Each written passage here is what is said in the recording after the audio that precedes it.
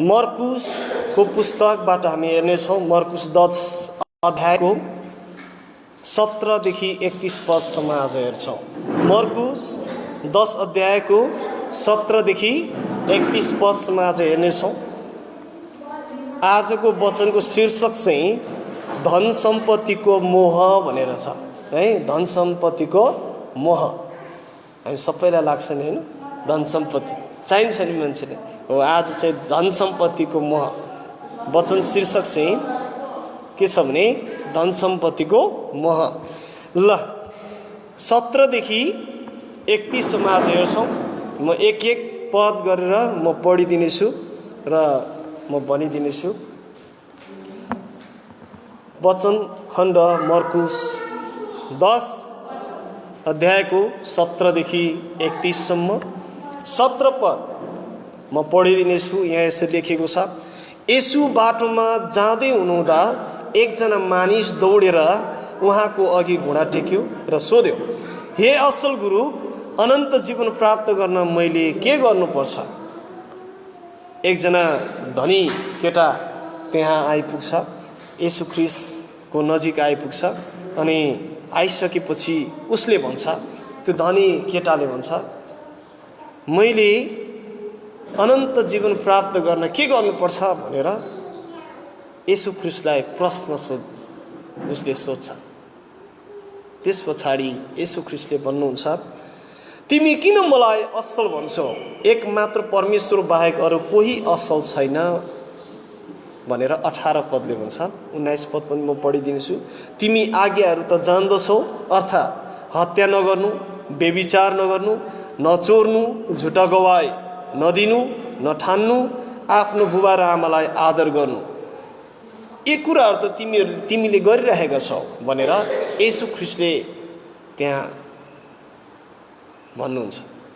किन भन्नुहुन्छ भन्दाखेरि येशू ख्रीष्टलाई थाहा थियो उहाँलाई, किनभने यो केटाले चाहिँ यो कामहरू गरिरहेको छ भनेर। त्यही कारण उसले चाहिँ के भन्दैछ भने, धनी केटाले जो चाहिँ उसले चाहिँ के भनेको छ भने, मैले सबै थोक गरिरहेको छु, मैले सबै कामहरू गरिरहेको छु, मैले सबै अर्थात् मैले यी सबै थोकहरू मैले गरेकै छैन, जस मैले असल कामहरू मात्र गरेको छु भनेर त्यो केटाले भनेको छ। मैले त पापै गरेको छैन भनेर उसले भन्छ। त्यसकारण अनि 20 पदले हामीलाई भन्दछ कि अनि त्यसले उहाँलाई भन्यो, गुरुज्यू, यी सबै त मैले मेरो युवा अवस्थादेखि नै पालन गरेको छु नि त है। त्यो केटाले के भन्छ, मैले सानैदेखि नै मैले यो कामहरू गरिरहेको छु, मैले कुनै त्यस्तो खालको झुटो पनि बोलेको छैन, मैले व्यभिचार पनि गरेको छैन, मैले कसैको हत्या पनि गरेको छैन, र मैले कसैलाई नराम्रो व्यवहार पनि गरेको छैन, मैले बुवा आमालाई आदर पनि गरेको छु भनेर त्यो केटाले भन्छ। 20 पदमा त्यहाँ छ। र 21 पदले हामीलाई यो भन्दछ, येशूले त्यसलाई हेर्नुभयो र त्यसलाई माया गरेर भन्नुभयो। त्यो केटालाई येशू ख्रीष्टले भन्नुहुन्छ, तिमीलाई अझै एउटा कुराको अभाव छ, जाऊ र तिम्रा जे जति छन् बिक्री गर र गरिबहरूलाई देऊ र तिमीलाई स्वर्गमा सम्पत्ति मिल्नेछ, अनि आएर मेरो पछि लाग भनेर भनिरहेको छ। अब त्यो केटालाई चाहिँ के को मोह रहेछ त? मैले अघि शीर्षक राखिसकेँ, धन सम्पत्तिको मोह रहेछ। उसले धन सम्पत्तिलाई छोड्न नसक्ने रहेछ भन्ने कुरा थाहा भयो। उसँग प्रशस्तै धन सम्पत्ति रहेछ, उसँग धेरै धन सम्पत्ति भएको कारणले गर्दाखेरि उसले त्यो बाँड्न चाहेन। येशू ख्रीष्टले यो भन्न चाहनु भएन कि तिम्रो भएको धन सम्पत्ति चाहिँ लगेर सबैलाई देऊ भन्न खोज्नु भएको चाहिँ होइन। फेरि यो भन्न खोजेको हो कि त्यहाँ चाहिँ लेखेको कुरा के थियो भने, त्यो धन सम्पत्तिलाई चाहिँ माया नगर्नु भनेको। त्यो धन सम्पत्तिलाई चाहिँ माया नगर्नु। त्यही भएर बाइबल, धर्मशास्त्र बाइबलले भन्दछ नि, यो के अरे किरा र केले खान्छ, खियाले लान्छ पैसा भन्ने चिज त त्यसै जान्छ, केही समयको लागि मात्रै हो। त्यसकारण त्यो व्यक्तिलाई येशू ख्रीष्टले यो भन्नुभयो कि तिमीले गएर चाहिँ त्यो धन सम्पत्ति लगेर अरूलाई बाँड, तिम्रो भएको यत्रो धेरै छ, तिमीले लगेर अरूलाई देऊ न भन्न खोज्नु भएको छ होइन। तिम्रो धन सम्पत्ति चाहिँ तिम्रो धन सम्पत्ति हो, त्यसलाई चाहिँ राख, तर मलाई चाहिँ प्रायोरिटी दिनु, मलाई चाहिँ के गर्नु, मलाई चाहिँ प्राथमिकता दिनु भनेर येशू ख्रीष्टले भन्नुभएको खास चाहिँ। त्यसकारण हामी कुनै पनि काम गर्दाखेरि जुनै पनि काम होस् त्यो काम चाहिँ के हुनु पर्यो, हामी त्यसलाई प्राथमिकतामा राख्नु पर्यो अगाडि, अनि मात्र हामी सफल हुन्छौँ, नत्र भने हुँदैन है।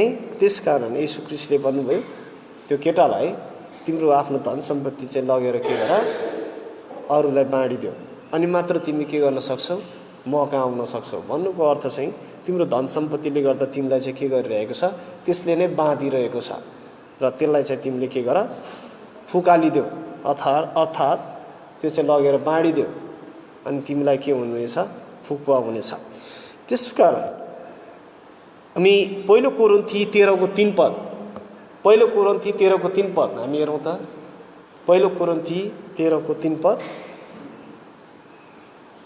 पहिलो कोरिन्थी 13:3 पद म पढिदिनेछु। यहाँ यसरी लेखेको छ, पहिलो कोरिन्थी 13:3 पद।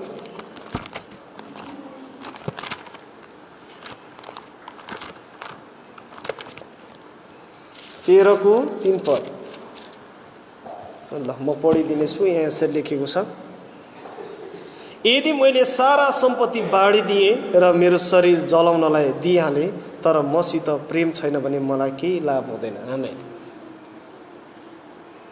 कसैलाई ल मानिलिउँ त्यो केटाले, त्यो धनी युवक त्यो केटाले चाहिँ के गरेछ, सबैलाई पैसा बाँडिदिएछ अरे, बाँडिदिएछ अरे। ल तर माया अथवा प्रेम छैन भने त्यसमा केही हुँदैन। यहाँ त्यही भनेको छ, यदि मैले सारा सम्पत्ति बाँडिदिएँ र मेरो शरीर जलाउनलाई दिइहालेँ तर मसित प्रेम छैन भने मलाई केही लाभ हुँदैन। त्यो चाहिँ भन्न खोजेको प्रेम चाहिँ हुनुपर्छ। येशू ख्रीष्टलाई दिनुपर्ने प्रेमको सट्टा हामीले चाहिँ पैसाको मोहमा हामी गयौँ भने त्यसले चाहिँ हामीलाई बिगार गर्छ। मान्छेले त्यही पैसाको लागि हिजो अस्ति पनि यही झापाकै केसमा होला मान्छे मारेको घटना हामी सुनेका छौँ। चितवनमा पनि त्यस्तै भयो, 9 लाख रुपियाँ कि 10 लाख रुपियाँ आफ्नै साथीलाई, त्यही पनि पुलिसवाला रहेछ, त्यसलाई मारेर आफ्नै साथीलाई मारेर त्यो 9 लाख रुपियाँ पैसा लिनको लागि उसले आफ्नो साथीलाई मारेको घटना पनि हामीले सुनेका छौँ। पैसाको लागि मान्छेले के गर्दो रहेछ होइन। त्यसकारण त्यस्तो चाहिँ गर्नु हुँदैन भन्न खोजेको चाहिँ हो। हामी त्यस्तो चाहिँ नगरौँ। त्यस्तो गऱ्यौँ भने हामी एक दिन के गर्छौँ, एक त हामी संसारिक रूपमा हामी जेल हामी पुग्नुपर्छ, झ्यालखानामा पुग्छौँ भने। अर्को कुरा के हो भने समाजले हामीलाई नराम्रो भन्छ। तेस्रो कुरा के हो भने स्वर्गको भागीदार पनि हुँदैनौँ। नराम्रो काम गरेको कारण गर्दाखेरि, अनैतिक काम गरेको कारण गर्दा मानिसहरूले पनि के सोच्छन्, ए यो मान्छे चाहिँ यस्तो हो, यो मान्छे नराम्रो हो, यो मान्छेले यस्तो गरेको थियो भनेर औँला उठाउँछन्। भने अर्को कुरा के हो भने हामीलाई राम्रो देख्दैन। हामी चाहिँ कसरी बाँच्ने समाजमा हामीलाई अप्ठ्यारो पर्छ। त्यसैले हामीलाई धर्मशास्त्र बाइबलले पनि त्यही भनेको छ। 22 पद, तर यस कुराले त्यसको अनुहार उदासिलो भयो र त्यो दुखित भएर गइहाल्यो, किनभने त्यससित धेरै धन सम्पत्ति थियो। अघि मैले भने नि उसँग धेरै धन सम्पत्ति थियो।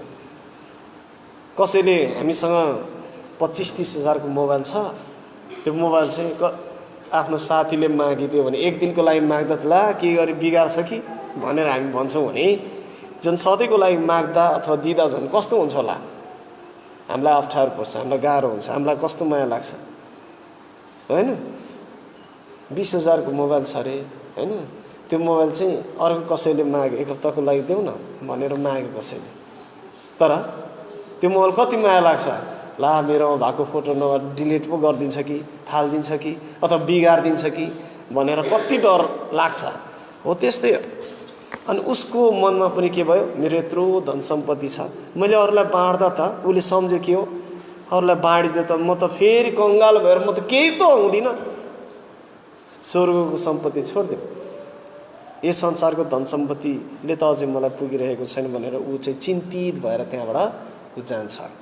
त्यसपछि येशूले 23 पद, येशूले चेलालाई भन्नुभयो, धनीलाई परमेश्वरको राज्यमा पस्नु कति कठिन छ, गाह्रो छ नि, सजिलो छैन धनी भनेको चाहिँ फेरि कस्तो भने यही केटा जस्तै पैसालाई प्रेम गर्ने, तर कोही चाहिँ कस्तो हुन्छ भने अरूलाई दिने खालको पनि हुन्छ, सहयोग गर्ने खालको पनि हुन्छ, कोही चाहिँ होइन समाज सेवा गर्ने पनि मान्छेहरू हुन्छन् जो चाहिँ समाजसेवीहरू छन् होइन। कसैलाई पैसा उठाएर दिने मान्छेहरू पनि छन्, आफूले पैसा पनि खर्च गर्ने मान्छेहरू पनि छन्। तर कोही कोही यस्ता मान्छे हुन्छन् जसले चाहिँ धन सम्पत्तिको मात्रै मोह गर्ने, राखेको गर्ने, खर्च गर्ने डराउने, यस्ता खालको मान्छेहरू पनि हुन्छन्। त्यसकारण येशू ख्रीष्टले ती मानिसहरूलाई भन्नुभयो जसले चाहिँ रुपैयाँ पैसाको मोह गरेको छ त्यस मानिसलाई स्वर्गको राज्यमा पस्नु चाहिँ अति नै कठिन हुन्छ भन्नु खोजेको छ। त्यो 24 पद येशूले फेरि तिनीहरूलाई भन्नुभयो, त्यहाँ सदुकी फरिसीहरू पनि थिए, आफ्ना चेलाहरू पनि थिए, सबै मानिसहरूको अगाडि चाहिँ येशू ख्रीष्टले भन्नुभयो, बालक हो धन सम्पत्तिमाथि भरोसा राख्नेहरूलाई परमेश्वरको राज्यभित्र पस्नु कति कठिन छ। अनि 25 पद धनी मानिसलाई परमेश्वरको राज्यभित्र पस्नुभन्दा त बरु सिंहको नात्रीबाट उठलाई छिर्नु सजिलो हुन्छ भनेको छ। उठै यहाँ नदेखे तापनि त्यो भैँसीहरू त्यसपछि गाई त देखिरहेछ, त्यसको नाक छेड्दाखेरि के त्यो नात्री बनाउँदाखेरि कति छटपटाउँछ, त्यो भन्दा पनि साह्रो पर्छ रे मानिसहरूलाई चाहिँ। त्यतिसम्म गाह्रो लाग्छ। ला त्यो जेलबाट भाग्न कोसिस गर्दैन मान्छेहरू हो, त्यस्तै अस्ति भागेर यता कहाँ पुगेको थियो फेरि समातेर लिएर जस्तै हो, त्यस्तो कठिन पर्छ, गाह्रो हुन्छ भन्ने कुराहरू गर्दैछ। त्यसकारण तिनीहरू ज्यादै अचम्मित भए र उहाँलाई भने, त्यसो भए को बाँच्न सक्छ, रुपैयाँ पैसा बिना त को बाँचेको छ त नि भनेर चेलाहरूले प्रश्न सोध्न थाले येशू ख्रीष्टलाई। त्यसपछि उहाँले भन्नुभयो, मानिसहरूका निम्ति त त्यो असम्भव छ तर परमेश्वरको लागि छैन, किनकि परमेश्वरको निम्ति सबै कुरा सम्भव छ। आमेन। किनभने परमेश्वरको लागि सबै कुरा सम्भव छ। मानिसलाई उहाँले बनाउनु भयो, त्यो सम्भव छ। एउटा कुनै पनि वैज्ञानिकले त बनेको चिजलाई यो कस्तो हो के हो भन्ने कुरा थाहा गर्ने हो, तर परमेश्वरले त सारा ब्रह्माण्ड नै बनाउनु भयो। बनाउने कुरामा जब मानिसलाई बनाइसकेपछि यो मान्छे यस्तो छ उस्तो छ भन्ने पछि चाहिँ मानिसहरूले थाहा पाउने, यो चाहिँ धेरै बोल्ने, यो चाहिँ कम बोल्ने, यो चाहिँ यस्तो खालको उस्तो खालको भन्ने कुराहरू गरिरहेको हुन्छ। त्यसैले हामी चाहिँ विचार गरौँ। हुन्छ, प्रभुलाई धन्यवाद होस्। हामी आज जुन वचनखण्ड हामी मर्कुस 10:17 देखि 31 सम्म हेरेका छौँ, जुन हामी 27 सम्म चाहिँ हामी पढिसकेका छौँ। भने 28, 29, 30, 31 सम्म त्यही कुराहरू लेखिएको छ जुन चेलाहरूसँग कुरा गर्नुभएको छ, अनि ती कुराहरू लेख्नुभएको कुराहरू पनि छ। त्यसपछि मानिसहरूले आफ्ना जुन धन सम्पत्तिको कुराहरू छ हामी त्यसलाई माया गर्ने होइन, तर त्यसलाई चाहिँ कसरी त्यसलाई चाहिँ हामीले युटिलाइज गर्ने अथवा प्रयोग गर्न चाहिँ जान्नु पर्यो। यदि गर्न जानेन भने चाहिँ त्यो काम छैन है। त्यसैले प्रयोग गर्न चाहिँ जान्नु पर्यो। त्यसलाई चाहिँ प्राथमिकता दिने होइन, तर परमेश्वर जसले हामीलाई बनाउनु भयो सुरुमा प्राथमिकता दिने हो। पैसा कमाउने होइन, पैसा पनि कमाउनु पर्छ पैसा सँगसँगै, तर येशू ख्रीष्टलाई चाहिँ हामी के गर्नु पर्यो, हामी माथि राख्नु पर्यो। अनि मात्र बनाउनेलाई माथि राख्छौँ। त्यसैले हामी यो कुराहरू बुझौँ। प्रभुलाई धन्यवाद होस्। हामी आजको वचनबाट हामी यही कुराहरू सिक्यौँ कि हामी धन सम्पत्ति भनेको केही समयको लागि मात्र हो। मान्छेले कमाउने केही समयको लागि मात्रै, जब कमाउँदैन तब त्यसपछि जब ऊ बिरामी हुन्छ, जब कमाउँदैन अनि सक्छ, त्यो धन सम्पत्ति भनेको केही समयको लागि मात्रै हो। त्यसैले हामी यो कुराहरूलाई बढी फोकस गर्नु भएन। यदि हामी गरेको खण्डमा हामी आफैमा के हुन्छौँ, हामी आफै भोलि गएर नराम्रो, जस्तो कि हामी समाजमा नराम्रो हुन्छौँ। अर्को कुरा के हुन्छ भने त्यही धन सम्पत्तिको कारणले गर्दा मानिसहरूले एकले अर्कालाई मारेको कुराहरू पनि छ, तर हामीले युटिलाइज गर्न सिकौँ। हामी यो एकले अर्कालाई हामी साहस दिनलाई सिकौँ, सहयोग गर्नलाई सिकौँ, त्यो चाहिँ राम्रो। त्यसैले हामीलाई यही कुराहरू भनेको छ कि एकजना युवकलाई जो चाहिँ जवान थियो, त्यो जवान केटा चाहिँ जवान भनेको कारण उदाहरण यहाँ दिनुभएको कारण के थियो भने जवान मानिसलाई चाहिँ पैसा कमाउने इच्छा हुन्छ, त्यसकारण जवान मानिसको एउटा उदाहरण दिनुभएको छ। एकजना जवान मानिसले भनेको उसको उमेर हुन्छ नि त, कमाउने लगाउने उमेर भनेको जवान, जब 60-70 कट्दै जान्छ, बुढेसकालमा हुँदाखेरि उसको दाँत पनि फुस्किजान्छ, मासु चपाउन खोज्यो चपाउन सक्दैन, हड्डी चपाउन खोज्यो घाँटीमा अड्केला भन्ने डर हुन्छ, भर्खरको बच्चा अवस्थामा भन्यो भने हड्डीहरू चपाउन सक्दैन। त्यसैले मैले अस्ति पनि एकचोटि मैले भनेको थिएँ, मानिस 80 वर्ष बाँच्यो भने चाहिँ कति वर्ष सुतेर बित्छ रे? 40 वर्ष त सुतेर बित्छ, 40 वर्ष। यदि ऊ 80 वर्ष बाँच्छ भने 60 वर्षसम्म त 30 वर्ष मात्रै सुत्छ। यदि ऊ 80 वर्षसम्म बाँच्यो भने 40 वर्ष त ऊ त सुतेर मात्रै बिताउँछ। 24 घण्टामा 12 घण्टा सुत्दैन मान्छेहरू, 24 घण्टामा 12 घण्टा मान्छेहरू सुतेरै बिताउँछ भनेपछि ऊ 40 वर्ष त सुतेरै बिताउँछ। त्यसरी भने अब 40 वर्षमा 20 वर्ष उसले के गर्नु पर्यो? मेहनत गर्नु पर्यो। उसले कमाउने समय त्यो होइन, 20 वर्ष त उसलाई मेहनत गर्न लाग्छ भनेपछि 40 र 20 कति भयो? 60 वर्ष भयो उसको। बाँकी रहेको त्यही 20 वर्ष। 20 वर्षमा उसले के गर्छ? कमाउन थाल्छ। अनि उसले भन्छ 20 वर्षमा मैले यति धेरै कमाउँछु भन्छ, तर समय छोटो छ। त्यही भएर बाइबलले हामीलाई के भन्छ भने समय हाम्रो के छ? छोटो छ, लामो जीवन चाहिँ कहाँ छ? येशूमा छ भन्नुको कारण चाहिँ त्यो हो। हाम्रो समय छोटो छ। बढीमा हामी बाँच्ने भनेको 80, 90, 100, 110, 120 कति बाँच्ने, तर 70-80 गर्दाखेरि हामी त अर्काको सहारामा बाँच्नुपर्ने अवस्था हुन्छ। त्यही भएर हामी याद गरौँ यो कुरालाई। 20 वर्षमा हामी कति कमाउँछौँ र? जे होस् हामी परिवार पाल्ने हुन्छौँ, तर हामी धेरै सम्पत्ति कमाउने उद्देश्यले हामी आफ्नो जीवनलाई चाहिँ जोखिममा नपरौँ भन्ने कुरा हो। त्यसैले हामीलाई यही कुराहरू भन्नुभएको छ कि जुन हामी मर्कुस 10को 17देखि 31 सम्ममा आफ्नो चेलाहरूलाई पनि येशू ख्रीष्टले भन्नुभयो कि तिमीहरू चाहिँ धन सम्पत्तिको मोह चाहिँ नगर्नु, अर्काको सेवा गर्नु। अनि ती चेलाहरूले नै धेरै कामहरू गर्दै गए। त्यसकारण हामी पनि यस्तै हौँ भन्ने कुराहरू उहाँले गर्नुभएको छ। हुन्छ, हामी प्रभुलाई धन्यवाद होस्। हामी वचनलाई यति राख्नेछौँ, हामी प्रार्थना गर्नेछौँ। प्रभुले सिकाउनु भएको प्रार्थना